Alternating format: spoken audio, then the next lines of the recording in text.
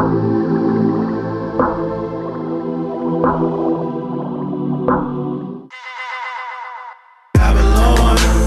man, I've been so torn thinking about this world lately.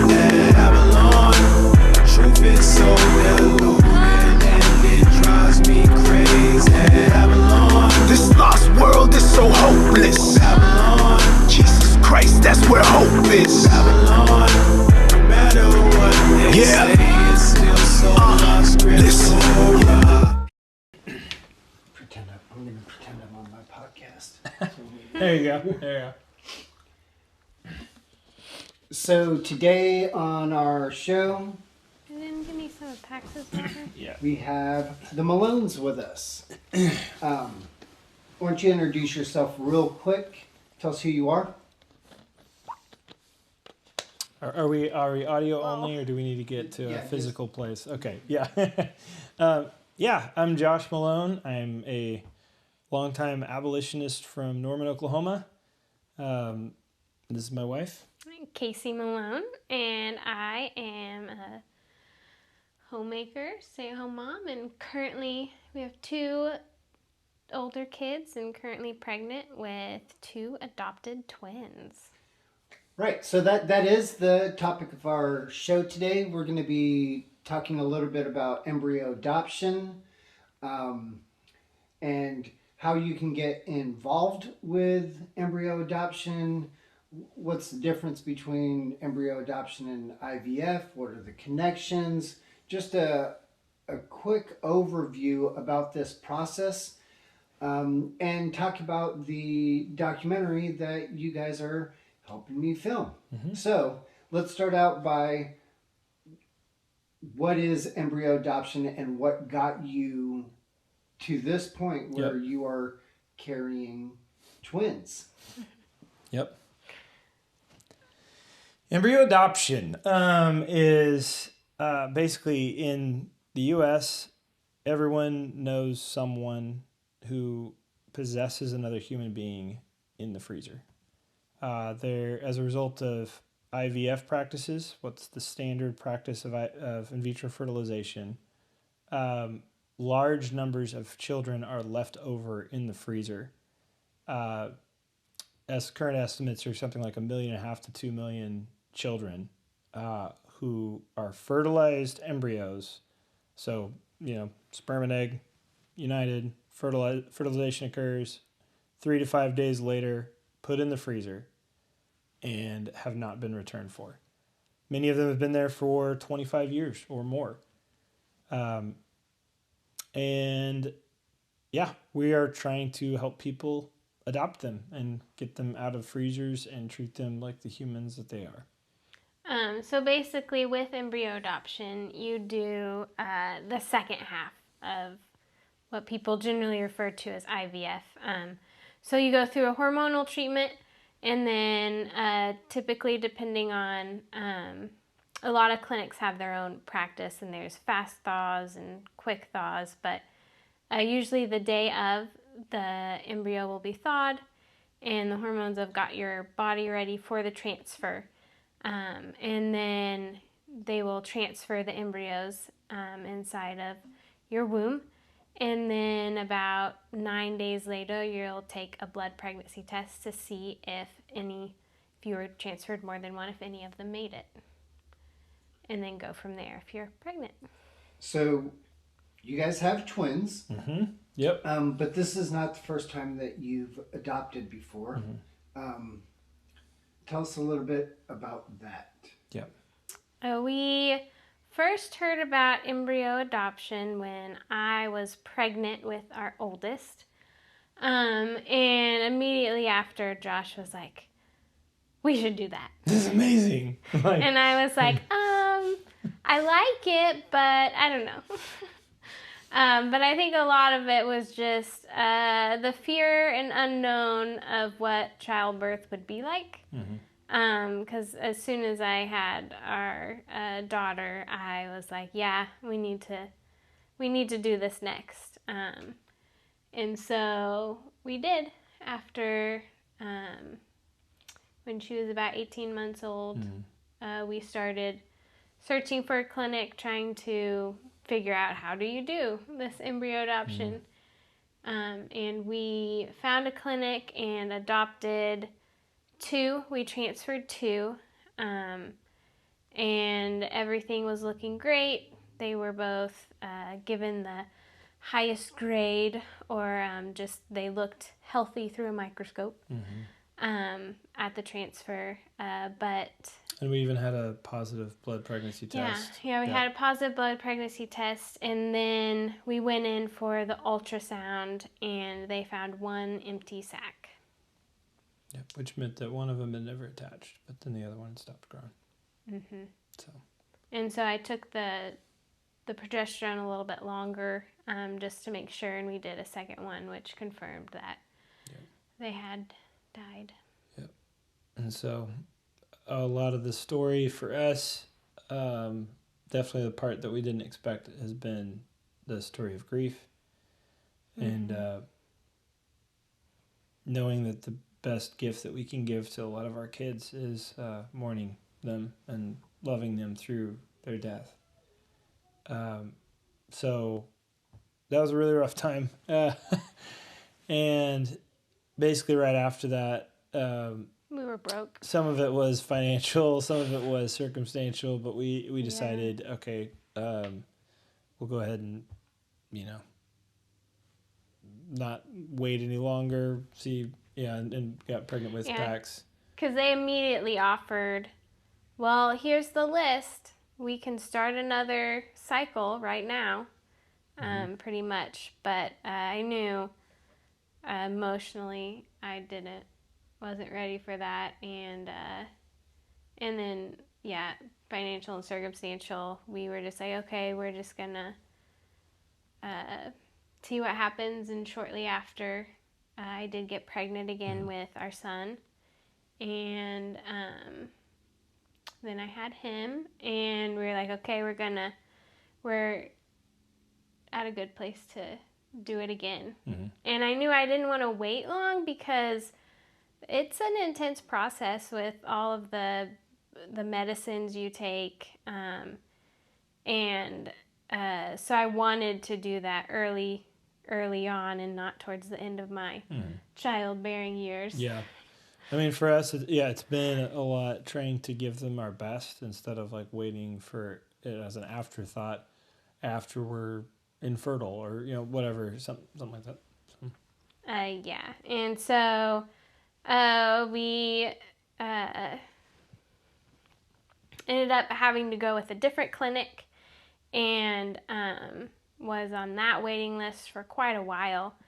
But then we finally, this clinic would only allow us to transfer 1 at a time. And so we adopted a sibling group of 2. And we committed to 2 transfers. And we somehow in the middle of COVID and everything, it shut it down temporarily, and then we actually got to do it. Yeah. So then we, once again, we did a transfer, but the pregnancy test came back negative, and that was in August, and then in that next January, we did the second transfer of the sibling, and again, the test came back negative, which is really hard. Especially because I had gone into it thinking we'd do three cycles of 2 embryos, but then they were like, well, we're only going to transfer 1, so like, okay, 3 cycles. But then and so it was like in in our minds that's the end of our process. And it was hard because I didn't want to go through it all again. But I also knew that looking back, I would regret it if I didn't do it at least one more time. So we decided to do it again, got back on the list, and ended up choosing 2 for a couple of different reasons. We ended up choosing 2 out of a sibling group of 28. We knew that one family couldn't take all of them. So we were like, okay, we can take 2 of them. So we did, and they survived. They made it. They made Like, it. I just couldn't believe it. Like, Yeah. they both made it. Yeah. Yeah. Yep. And so with the documentary, basically we've it's been awesome working with you on all of it. Let's start at the beginning of Okay, the documentary That's fine. part. That's fine. It's been a blast for me to to film Yep. this cycle and you know, okay, but I Yep. pitched the idea to you. Yeah. I was like, hey, Yeah. you know, Sure. I've been talking to some friends about infertility, and I have this friend that goes to the abortion clinic with me, and he was asking me about IVF and embryo adoption and consistency in, you know, how we approach these humans, because we also go to the universities in San Antonio, and people bring it up all the time, and all of the atheists are floored when they bring it up, and I'm like, yeah, it's horrific, because they're trying to catch Christians in being inconsistent. Yep. So I had it in my head, I want to do a documentary on embryo adoption in particular to, you know, bring awareness to it and encourage Christians to rescue these children. But I mean, you guys know me. I'm a little rough around the edges. I was about to sometimes. say, you and your artistic style, you're a little more edgy than I tend to be in certain ways. Maybe because I watched the original trailer on it. Well, not a trailer, a project concept. There you go, Because yeah, I really wanted to Yeah. focus on, after talking to a couple of families, I wanted to focus on this moral, ethical dilemma that they've all gone through and talked to me about, which is we're treating these humans like property. Even the rescuing of them, I go in, they open up a book.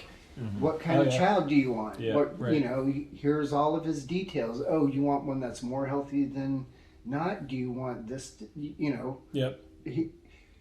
But we don't want to consider them commodities or property, right? And so I wanted to bring attention to that in particular, and so. Yeah. It reminded me of the slave trade and Sure. just buying and trading humans, depending on what kind of human you needed for whatever work you wanted to do. Sure. So that was the primary focus of what I wanted to show. Yep. And because of that, you should go rescue babies. Yep. Sure. And Yeah. I know that's a little bit much for you. Well, and it's not even that I disagree conceptually. It's more like the how do we get there in terms of persuasion of the populace. Like for me, like the emotion when I watched the project video, I was like, okay, this is like, it's good. Like it's really true things. And there's an anger almost to it, like in the edge. That I'm like, I understand it. Like there's a justice thing that's so clearly going on. That's like, okay, that's good, but it's not gonna land in the way that I think probably most people who are in it need to hear it. Because when I think about the emotions, it's more like sadness, Right. and then that sadness can lead to like a real frustration, right? Right. But the sadness, like the beginning to actually feel the sadness is beginning to think about these children. And if you just jump straight to the anger, people are like, what are you so angry about? You know, whatever. Like, and so for when I did the whole album, through my music project, Lovejoy, like The Snow is Red. That's a 6-song concept album on 6 different perspectives on embryos. So you can find it thesnowisred.com, a little shameless plug. I'll put a link. There you go. And I'll run Down it at the bottom kind of there. run on the bottom. Just right there, yep. And the reason why I wrote that, I was angry. Like I wrote the first song, the title song, "The Snow Is Red," when I found out that the biotech company that I worked with was one of the one of the main companies we contracted with was one of the global leaders in embryonic stem cell research. And I read their page just like arguing for why that was legitimate and why that was ethical. And it was like, well, we only experiment on the leftover kids from IVF. So it's ethical. And so, like, that made me so mad that I just wrote this really dark, sarcastic song that has, like, happy sound to it, but is, like, really, unnerving. And so that made me want to, like, okay, how should I really communicate this? But the more I got into it, the more it was like, I need to show all of the perspectives. Because if you're not letting all the perspectives be heard, even the hollowness of certain perspectives, of the perspective of the doctor, right? Or of the perspective of the parent who's created them and is like thinking, oh, I love this one who's right here, and then those other potentials, but wait, I'm grieving that I lost another one while they were inside of me. So what about the rest of them? And just like trying to walk people through what should be the emotional reaction as you even process and they kind of become more human to you. And so where that whole album really lands is overall mostly sadness. Mm-hmm. And there is like hope, there's anger, there's elements of all of it, but like the overarching is like a longing and like a sadness. And I've just found people listen a lot more whenever I do that. Right. So that's all I have way too much background, right? And so you're like coming to me with this and I'm like, I love the concept, but man, that's a hard hit, and I don't know if that's the next punch I want to throw. The other thing too is like you are actively talking to people about doing this, right? And you are actively going in and adopting embryos, and so at first participating in something that is that edgy and right. Kind of just in your face, right?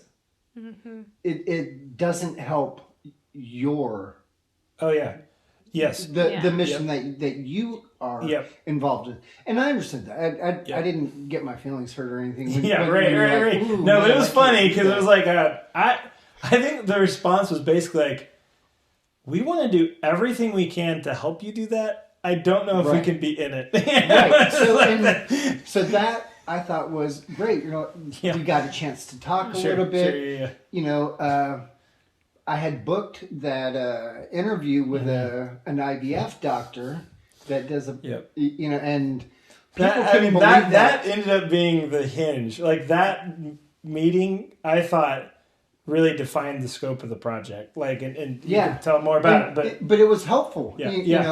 You helped me think through making it through like an hour and a half interview with this doctor without making him so mad he's going to throw something at me and I have no footage. Right?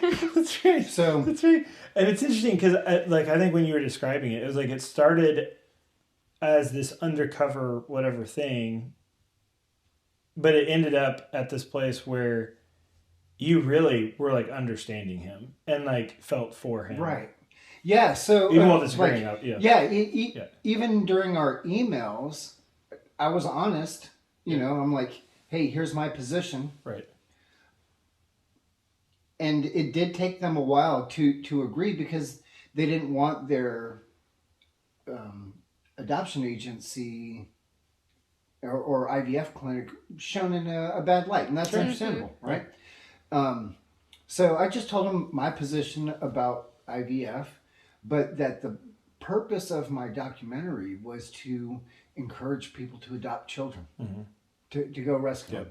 And so that was the turning point for them where they were like, okay, we're on board.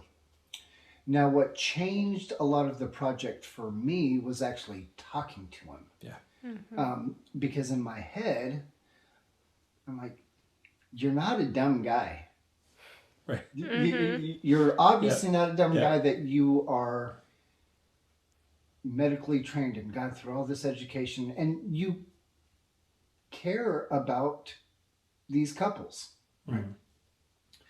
And how do you not see that you are incarcerating humans in frozen prisons with no due process? No matter how you cut it, right there is the how are you not treating these humans like humans when you've told me they're human, right? So I went into it trying to, okay, let me hear what he has to say. And listening to him talk, I felt compassion for him. Yeah. I really did. I started looking at him as a human. Yes. Right? Yes. And going, okay, I think you're wrong. I think you're sinning. Yep. Exactly. Yep. I understand your arguments. I see how you've moved. But it was something, it really struck me that to see him talk, because he really does care about couples and families and children and adoption. And he says things like, if you can't consider a human frozen in liquid nitrogen an orphan, I don't know what is. Yeah. And I'm like, that's incredible. Yes, that's exactly it. That's it. What I'm saying. Yeah. And that's right. And then in the next, couple of minutes, explain why IVF is good. Yep. Yeah. So right. So I could see this one struggle that he went through. Yep. Private practice. Could no longer do it because he's discarding, throwing away, killing children because they were girls. Yep. And he's like, that's evil. I can't do that. So I could see that he was just struggling. Yeah. He's like trying to find what's the right answer with it. Right. Yeah. Yeah. How do I help not completely cold and right. Right. How do I help families have families? Right. And do it ethically. Right. Right. You're not quite there yet, but it's like he lands on the wrong solution that is like it's better than everything else, but again it's like it's still not the standard of God. So that changed a lot for me. Yeah. Well, and one of the things, and this is even more than anything else, what brings me to a place of like trying to say it the way that I want to say it, or like you'll be really careful with that. I think to persuade people in anything, the most important thing is to say their position in a way that they respond to it and they say, yeah, that's right. That's what I think. Mm-hmm. And when you can do that with people, then they will listen to the rest of your point. But if you can't get them to say, that's right, that I not you're right, not like, okay, you beat my argument, fine, whatever, you're right. It's, no, that's it. That's what I mean, and now I understand what you're meaning. Then that's what it means to actually persuade someone. Right. And so for me, it's about how do you connect so deeply with people's positions that they're like, that's a really fair representation of what I believe. Right. And then have the conversation with them. Like, for me, I mean, that's...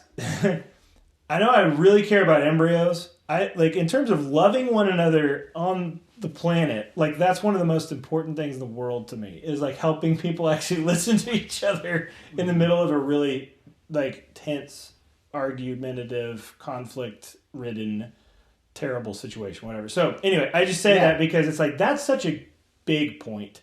Yeah. That like we got to do more things like that. And I know you wanted that, but it's like getting. I still think I'm gonna put together a totally tripped out short, maybe like 15 minute. Yeah. You know, like in your face. Yeah. Like, hey, this is that. Yep. Because I do think that's important too. Sure. You know, but I had to keep asking myself, what is my purpose in doing this? Right. I want to bring awareness to the children. Right. I want people to see these children that have been left. Those two that you have 6 years.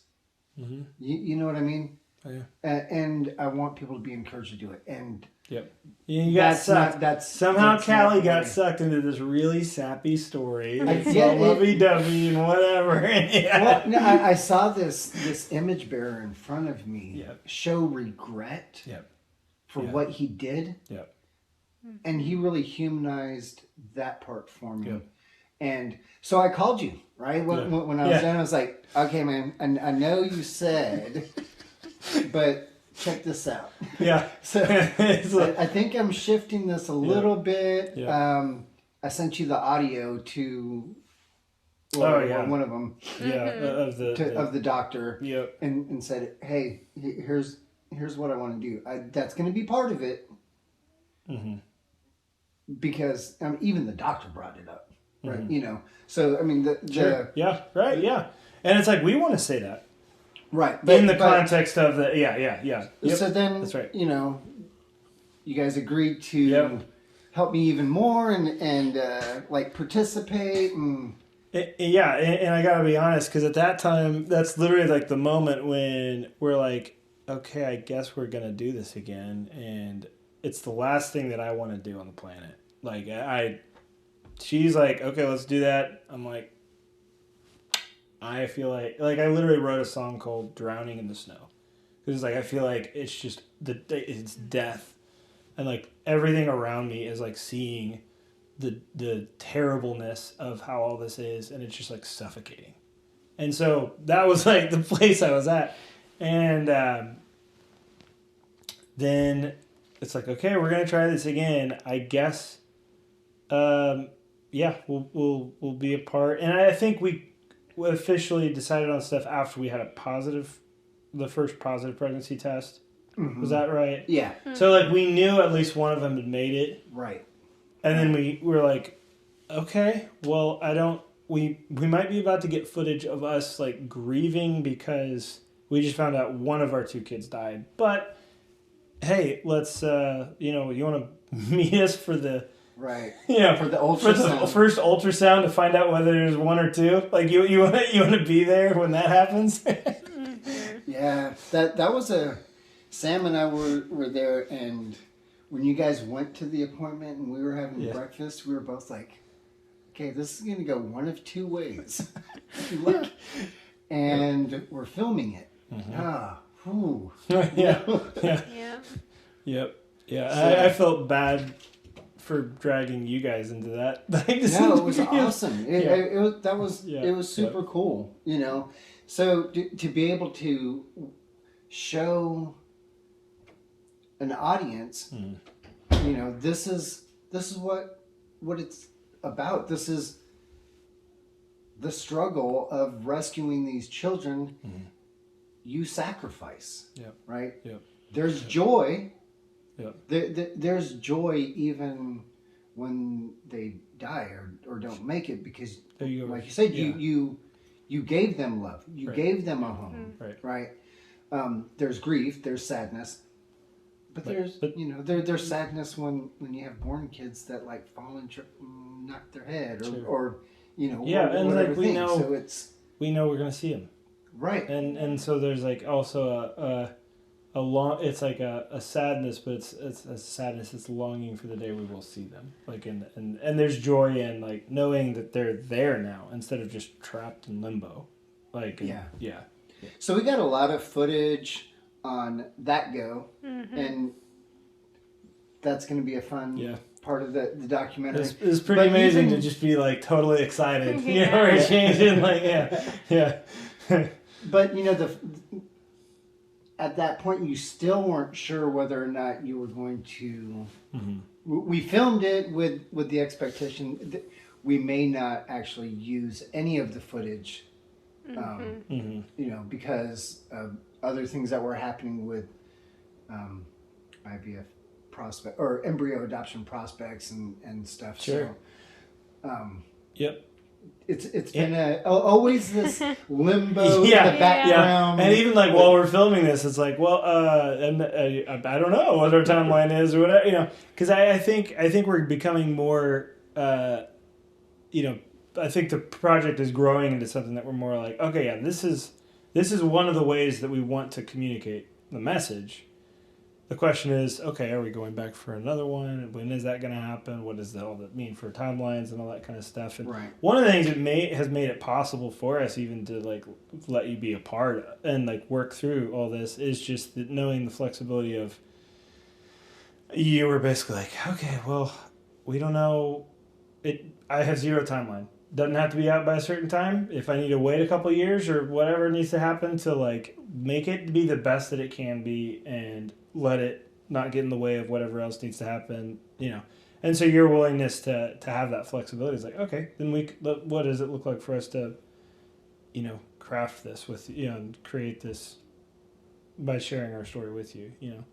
And so, yeah, no, it's been awesome to get to like document it, and I'm really excited. Obviously, it's going to be amazing at the birth and the time after that we have, like, you know, just I'm super excited about that. it's got a trippy twist, you know, like, and it's I think it's interesting because like I'm assuming we're airing this at a later date or whatever. So In a couple of weeks. Okay, and we'll probably have to talk about that. Oh, sure. We'll probably have to talk about that. And not talk about the other thing. Yeah. Yeah, we've been just over here chatty, like, oh yeah, we'll just tell you everything. So I shouldn't even mention the other thing. Yeah. Okay, I shouldn't have even mentioned the twist, but sorry. Yeah, that's good. Now people are going to be even more interested in checking out the documentary and looking into. There you go. You know, what happened? All right, That's what's right. going on? That's right. What did they mean? That's right. That's right. I'm sure I'll get a couple messages, which will be good. You know, so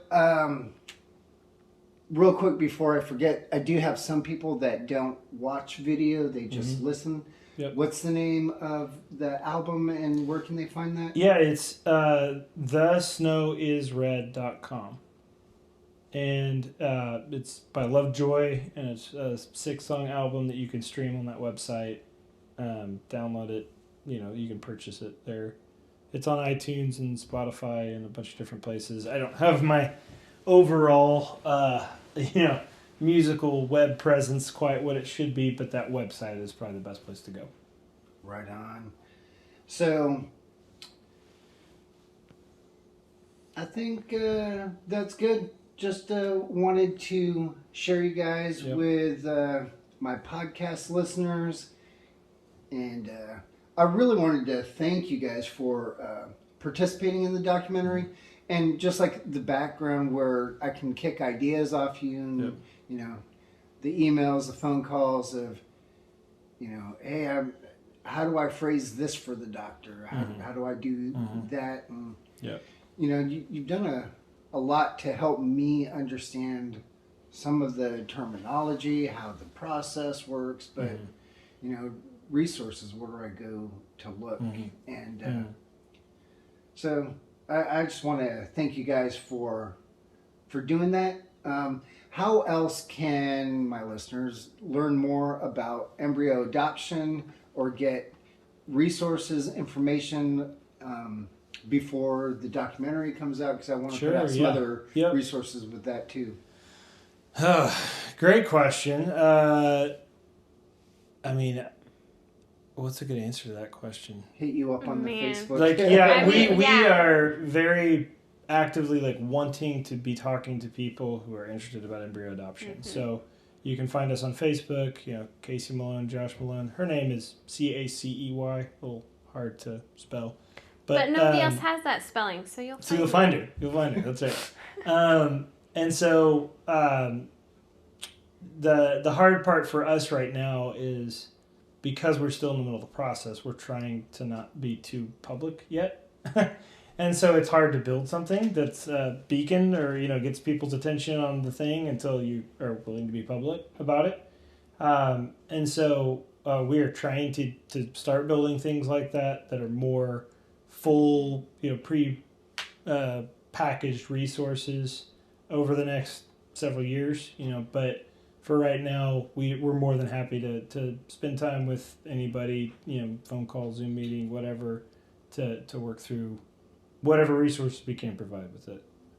Right on. Well, I hope everybody enjoyed this show, and I will be doing some post editing, adding the tagline out, and websites and all of that stuff. So, hey, don't forget to check out our documentary, and until next time. Thanks a lot, Kylie.